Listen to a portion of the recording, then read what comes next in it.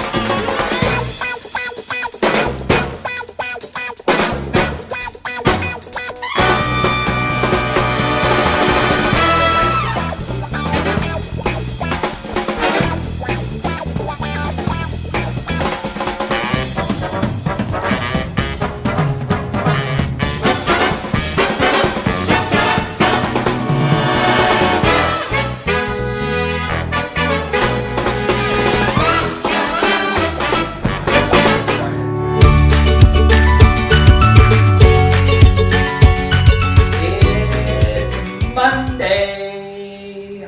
I feel pretty good for a Monday today. For Monday, I'm doing all right too. Yeah, and it looks like it's going to be a good week.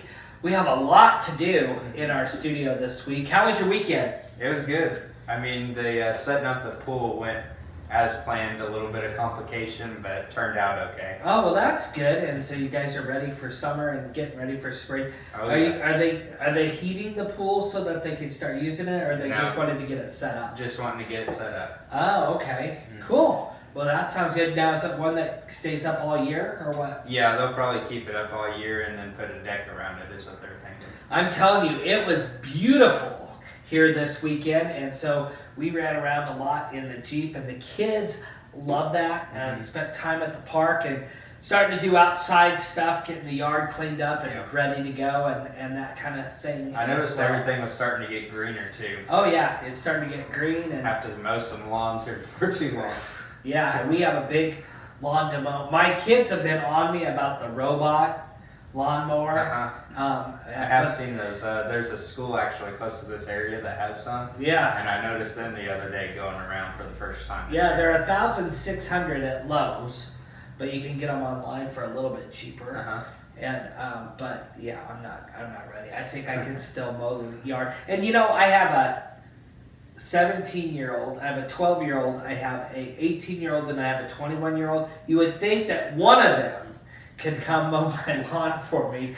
And we have a big pool in the back too. Yeah. So that takes away from mowing that as Well, well. I noticed the trampoline also. Yeah, we have the trampoline, and we're getting a swing set and a dollhouse. So we have a lot of stuff that, yeah, we don't have that much to mow. Just more stuff to weed eat around. Yeah, exactly. So today we're talking about mental illness, and I think a lot of the young people that we get into care have some type of mental illness, and it's confusing to me because, you know, when they go to these residential facilities, or they're in like a mental facility for a while, everybody gives you these diagnoses. And one thing that I've kind of learned in the last 5 years is the diagnosis is never concrete. So I might go to your office and you might say, my kid has oppositional defiant disorder. And I might go to another doctor and they say, well, no, I really think they have reactive attachment disorder. And then I might go somewhere else and say, oh no, he's just bipolar.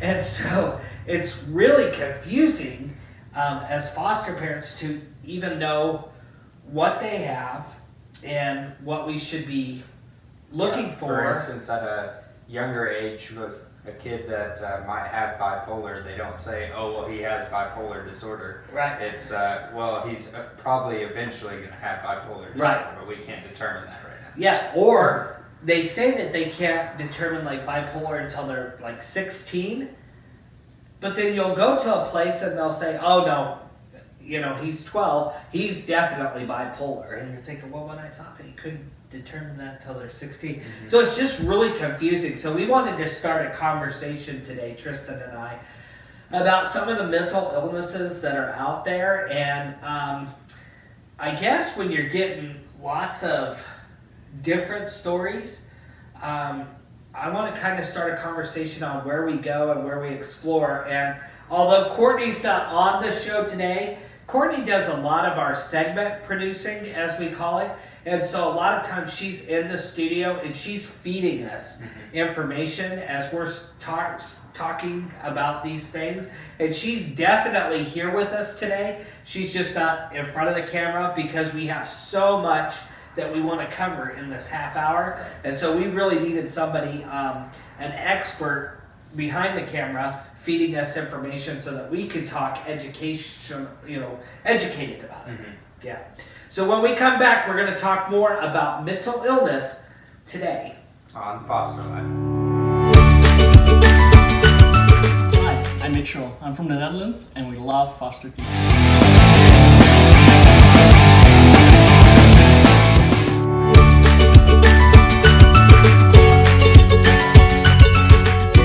Welcome back to Foster Life today. It's Monday and we're excited to be here. And we're kind of back in our zone today. Yes. Courtney is with us, but she is on the other end. She's feeding us information. And I just got an update from her. So, the most common type of mental illness that we see in foster youth would be... Well, what comes to mind would be anxiety, depression, oppositional defiant disorder. Yep. Oppositional defiant disorder, adjustment disorder, and post-traumatic stress disorder, PTSD. So let's break this down a little bit. Anxiety. Anxiety can be huge. And I never knew anxiety until I was battling colon cancer.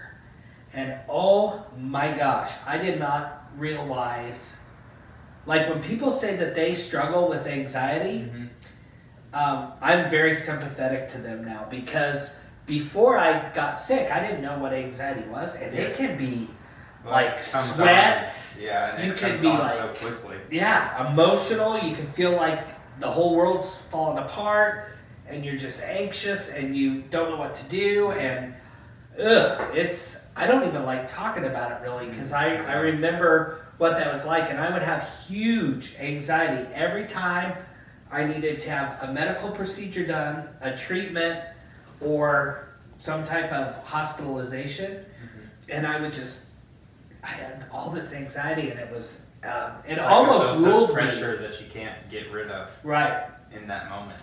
And I can't imagine, these kids are moving from house to house or coming into care, and they don't know what's going to happen. They don't know if they're going to get to go home. They don't know. So I can only imagine the anxiety that they... Well, some of them may not even feel like they have a home. Right. Or not used to change. Right. Depression. Another big one. And, depression is not... Again, I'll just put it out there, kind of my judgment. Before I got sick, I thought depression was people feeling sorry for themselves. Oh, he just feels sorry for himself. Get over it. Live life. When you've been sick, or you're going through something and hard, depression is another one that can really rule your life. And you don't see things clearly, and you feel like you have no purpose, and the only thing I can really relate these to is when I was sick. So you feel like you have no purpose, you feel like people don't need you, you don't feel needed, you don't feel wanted, you feel sad. Well, anybody in a relationship would know somewhat of what depression is if they go through a breakup or something. Right. You question your self-worth, you question whether you are good enough, and sometimes it can quickly spiral down to you question if you should even be Life on at this all. earth. Right. Life at all. And if you've not struggled with depression and you're taking in foster kids, I think it's very important to know what the signs of depression are, because from anything I've read or heard anybody talk about, it can spiral out of control fairly quickly if it's not treated correctly. And we see kids with depression all the time. I would think it would be hard to be in foster care and not have some type of depression. Even if it's a wonderful family that you're with and things are going good, I would say that some level of depression. You know, Right. you might have a kid that only has a level 2, and then you might have a kid that has a level 10. So, let's see. PTSD is a one. A lot of times when we think of PTSD, You think people coming back from military. Yeah, that's what I always think of as Uh-huh. people that have been in war zones. I've also experienced this. PTSD I experienced when I went to Haiti right after the earthquake, and there was so much devastation there, and so much loss, and there was people living in tents, and there was kids on the street begging for food and stuff, and I struggled with PTSD for like a year after I came back from that. And it was just the environment that I was living in for the time that I was over there.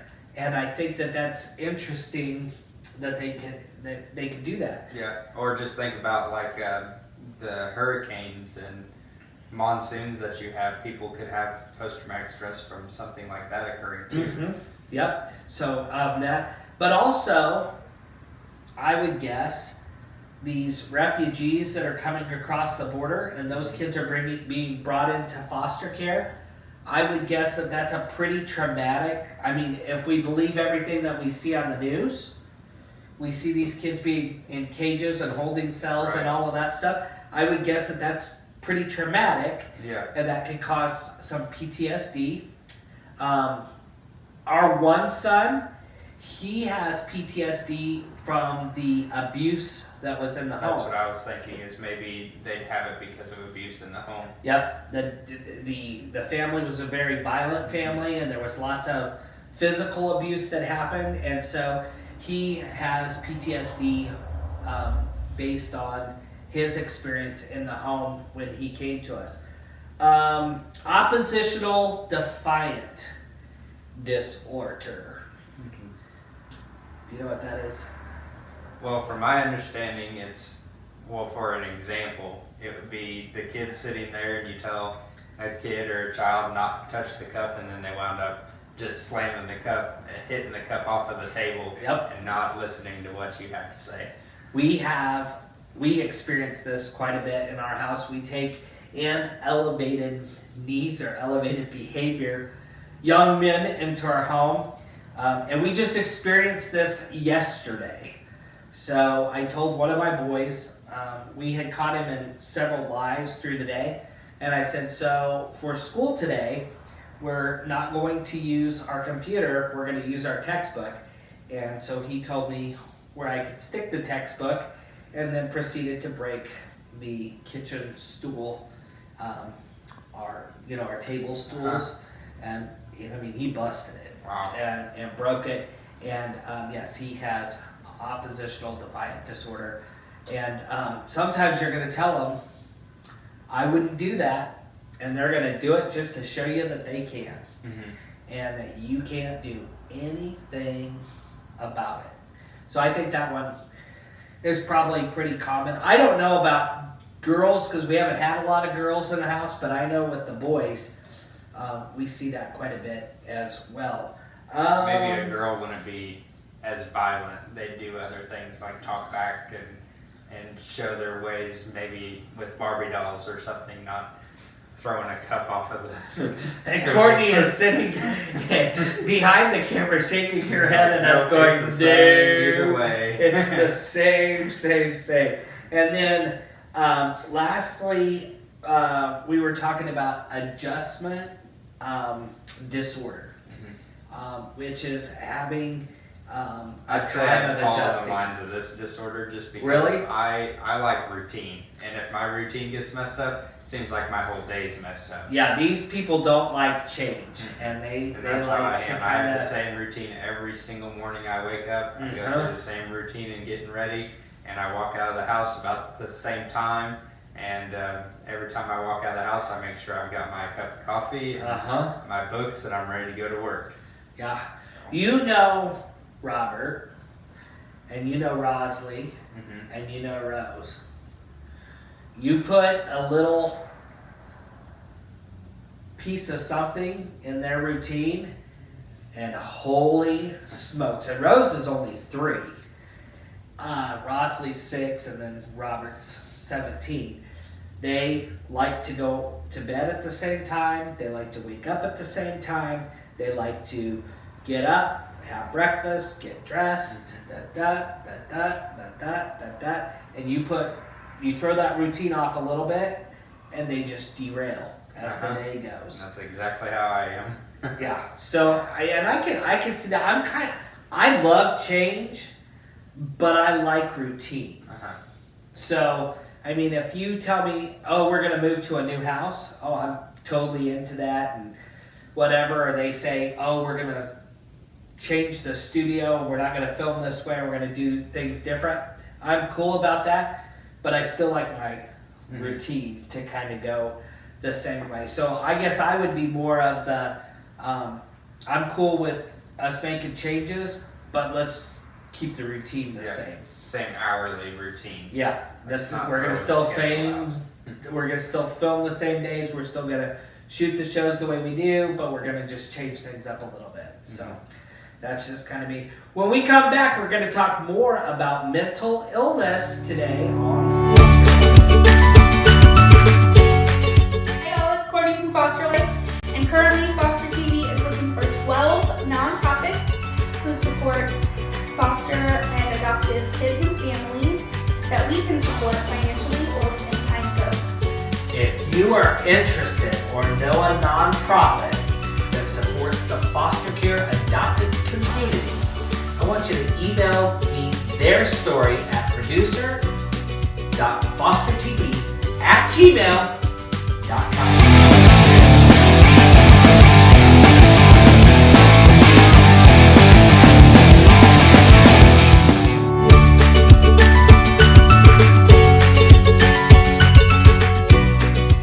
It's Monday here on Foster Life, and we're talking about mental illness. So you know what I struggle with the most when we have these kids in foster care? It's like, okay, so they have like a therapist, and then they have Counselor. psychiatrist. Counselor, They have sometimes they have to go to a mental hospital for a little bit. Sometimes they have to go to residential. And what we have found that it's so frustrating is like one will say, oh, he's got oppositional defiant disorder.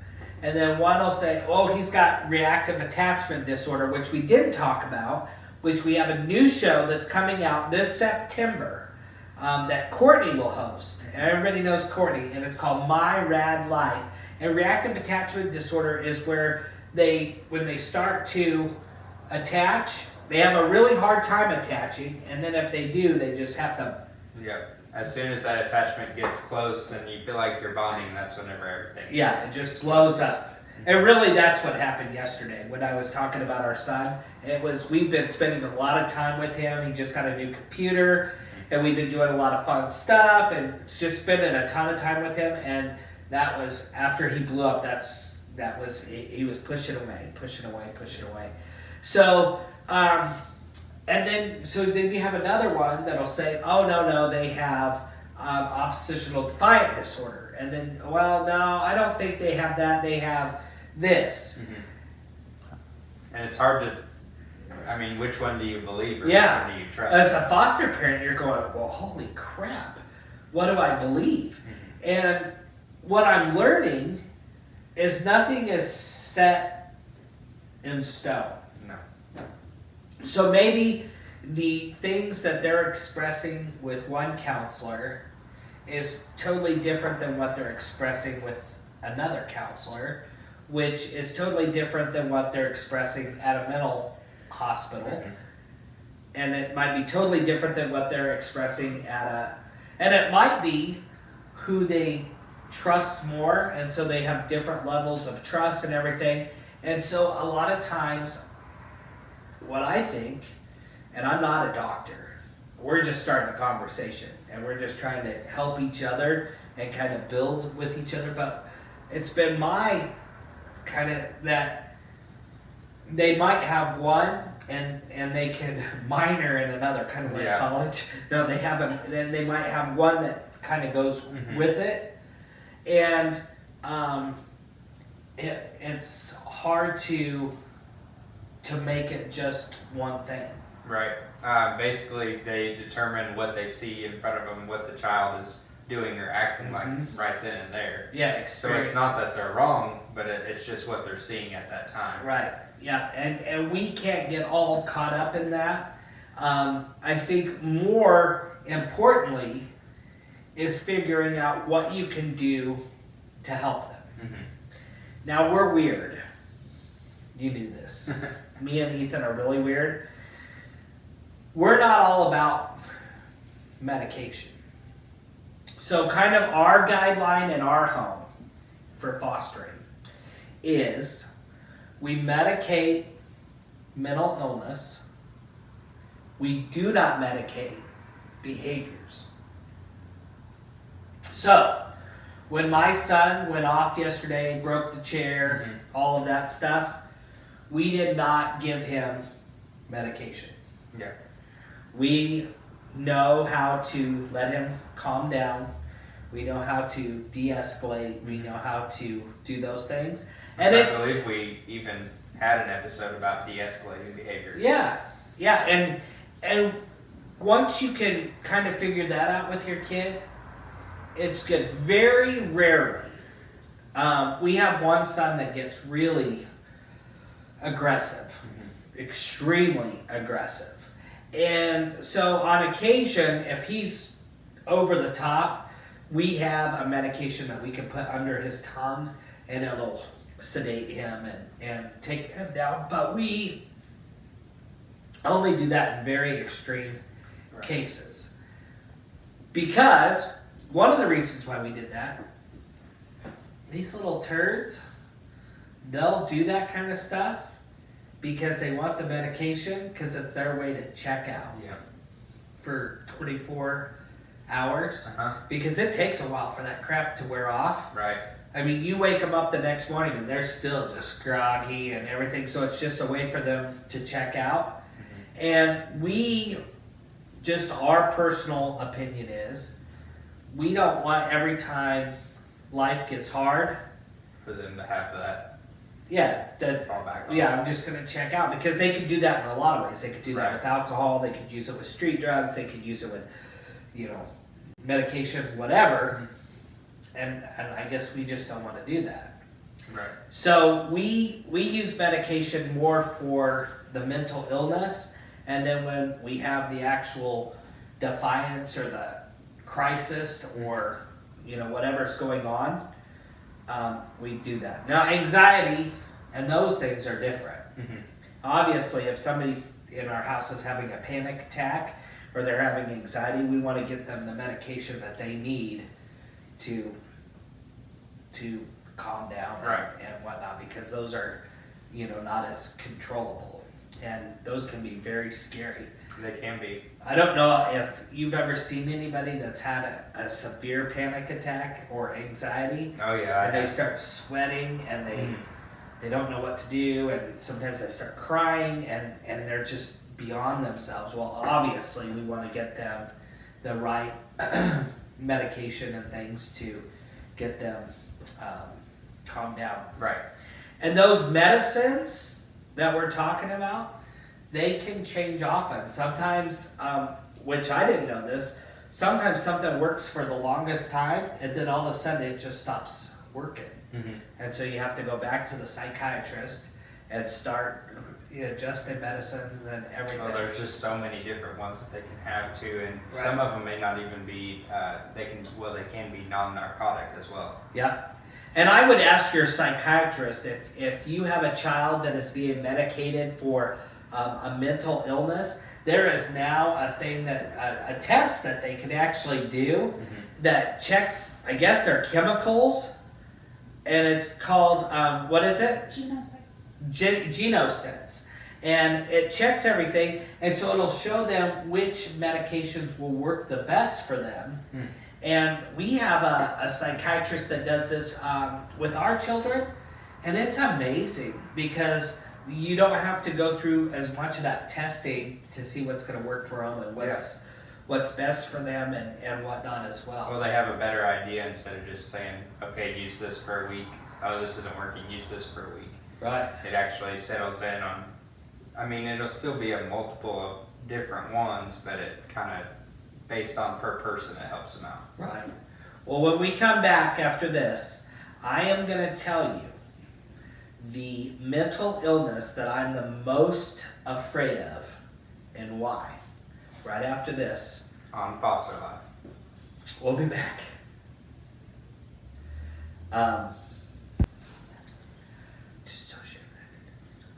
What's that movie?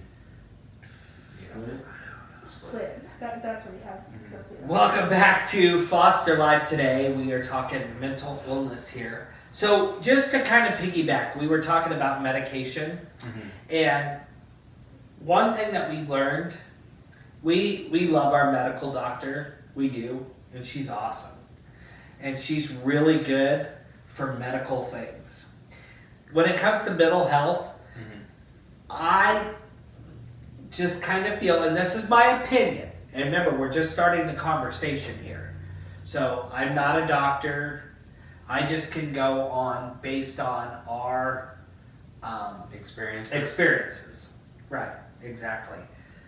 But a psychiatrist is always, in my opinion, the best place to go for medication. Medical doctors are awesome for medical things. Psychiatrists are really good for mental disorders, and they dedicated their whole practice to that. It's kind of like if I had a kidney disease, I probably wouldn't have my family doctor. I'd probably go to a kidney doctor. A specialist. Right, a specialist. When I had cancer, I didn't go to my family doctor and say, okay, I have colon cancer, what do we do? I went to an oncologist. Can you sign me up for chemo? Yeah. When's the first chemo class? I'm ready. We didn't do that. We went to an oncologist who specializes in that. Well, just like you would do that for another illness, I think it's really important that we do that when it comes to mental illness too. And a psychiatrist is definitely the person to go to. And let me tell you, you have to be the voice for your child because that psychiatrist only sees them for a short amount of time. So you need to document what you see because you don't want your child to be over-medicated. My boys, my gosh, when we first got a couple of our boys, they were like falling asleep. You could be eating lunch and they'd be falling off and staring out into space and totally checked out. Half the time you'd be talking to them, they had no clue what you were saying to them. So you really got to be the voice and really take good notes and give them to them because they only see them for a short amount of time. Right. And then you want to let your kid have their voice at the same time, but Right. then also maybe afterwards say, okay, I've been seeing this and this, and just have a meeting with. Oh yeah, and your kid's voice is important too, because sometimes they'll say, "I feel like I can't connect with anybody," or "I feel like it's hard to pay attention," or I just feel tired throughout the day. Yeah. Sometimes is what some of them will say. "Yeah, I just want to sleep all the time." And so their voice is important, and then your voice and what you see, and sometimes what you see is not what your child sees either. Right. So, the thing that I'm most afraid of is multiple personality disorder, and that is not the real name. What is No, it? It's dissociative identity disorder. Dissociative identity disorder. Mhm. And I am feeling much better because, you know, Courtney, she's the smart one on our team, and she has like her master's in forensic psychology and social work and all that crap. And so she was just telling us at the break that that is really, really rare. And the reason why it scares me is because I used to watch Oprah too much, and Lifetime movies where these Yes. people are like, hi, and they're all really nice, and then they're like, I'm gonna kill you, you know, and stuff, and I think there freaks me out. Yeah, there was a movie actually not too long ago that was just like that and showed different identities. Uh-huh. This guy who like took on multiple personalities and captured these people, and it was intense. It was, And it was pretty scary. Mhm. Yeah, and it does scare me. I'm gonna tell you, if any time I meet anybody who is super overly nice to me, Yeah. and they're like, I'm like, ooh, I don't want to piss them off, because I always think of those kind of people, and we don't want that. But luckily, Courtney assured me at our break that it's very rare to have that, and it's not seen a lot. And I'm sure it probably could be seen in kids, and if it is, I feel sorry for you. No, I'm just kidding. But thank goodness, because that one always kind of freaks me out. It is a wild one, that's for sure. Yeah, I can deal with about anything, but that's pretty intense. So we were also talking about borderline personality disorder at the break with Courtney. And that is totally different than what we were just talking about. And I always thought that that was two of the same. And whenever anybody would say, oh, I think that they kind of struggle with borderline personality disorder, I'm like, stay the heck away from me. I don't want to know you. But that's more, what was she saying? That's more when they have trouble with relationships, they have trouble with their self, Mhm. they have trouble with just kind of relationships in general, and sometimes they struggle with suicidal thoughts and self-harm and those types of things as well. And I would guess that we probably see that in foster care. I don't have anybody in my home, Mhm. but the way she described it, I could see where we probably have kids that come into that. And maybe more than we know. I mean, just because we haven't experienced it. Right. But in actuality, I want to get serious for a minute. I think that it's good to know that these bundles of joy that come into our home probably struggle with some mental illness. And we know that. I don't know how much labeling we want to put on that. Mhm. I think it's good for us to understand, you know, what the psychiatrist thinks, what the counselor thinks, what the doctor thinks, and put those together. But I'm not sure that we want to put that label on our kids. Mhm. I don't tell my boys, oh, you have reactive attachment disorder, you know. Right. I mean, we don't want to just keep, because I think like anything, we learn to adjust. We learn how to Let them be their own kids. Yeah, Don't let them grow up too fast. right. I have pretty severe ADHD. I bet you guys didn't know that, because I work all the time. I'm a pretty hyper person. And I've had it for a long time.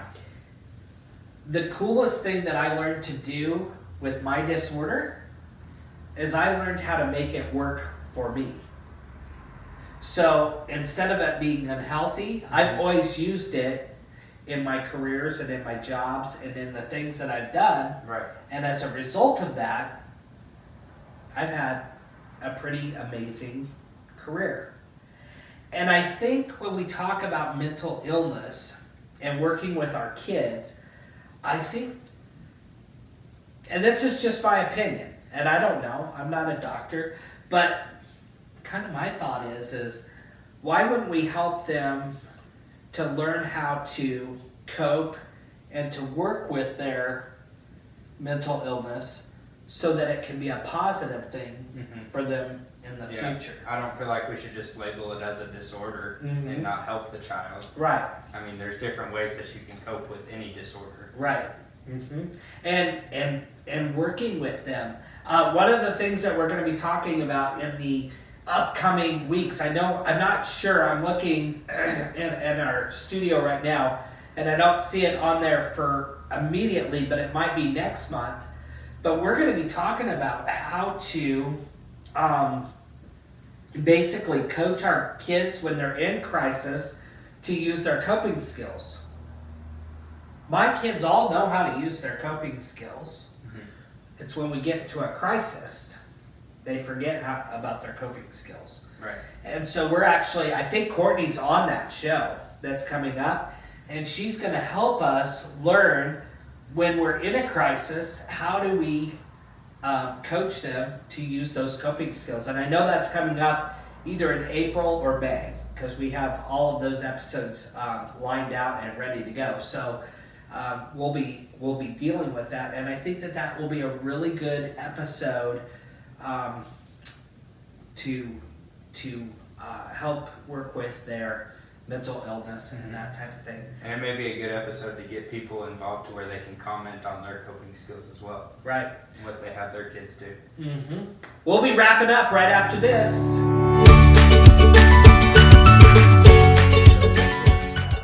Foster TV is looking for 12 nonprofits in the United States that serve or work with foster and adopted youth. Send us a short story or email about how you support the community. So send your story today.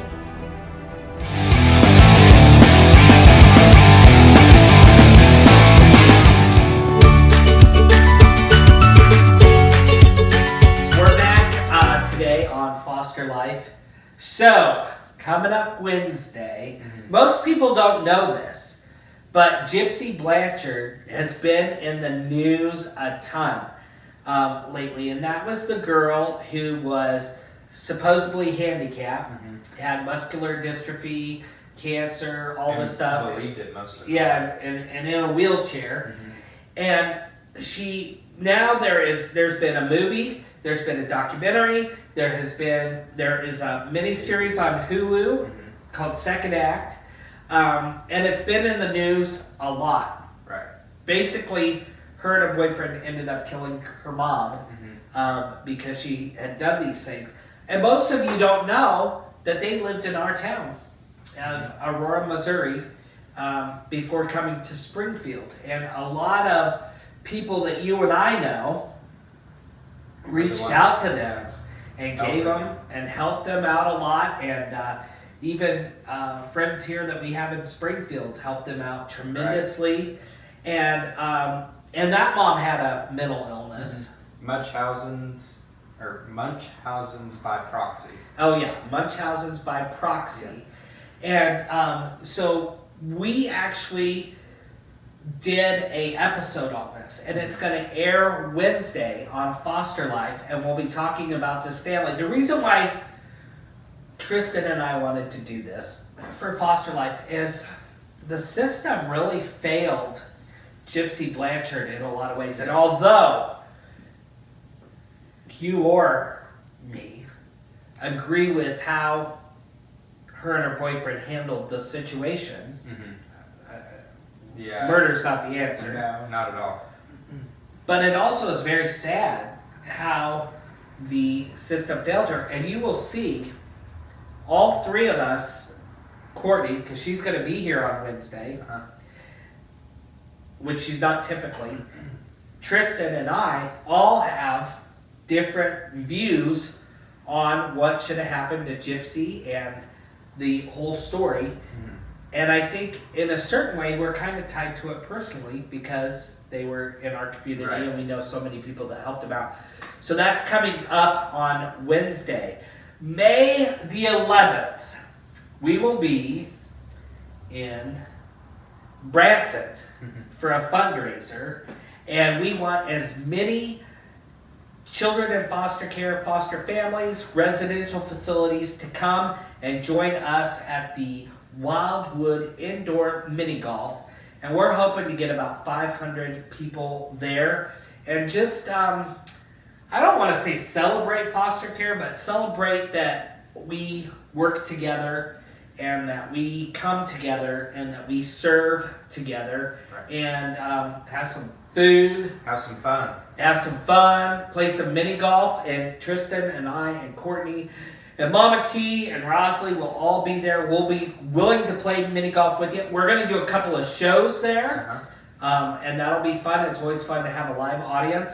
And this is a makeup day. We were supposed to do this back in January or February or something, and then we had a big storm that came through and we weren't able to do it. But this is a fundraiser so that we can get back to the foster community, and that's coming up. And then this summer, 19 cities. You can have Tristan and I on the Foster Life Summer Tour. We'd be willing to come and work with foster parents, adoptive parents, and kinship parents. And we'll also be doing bio parents as well. Yeah, we'll be doing workshops with bio parents and working with them and helping them to keep on track to getting their kids back for reunification.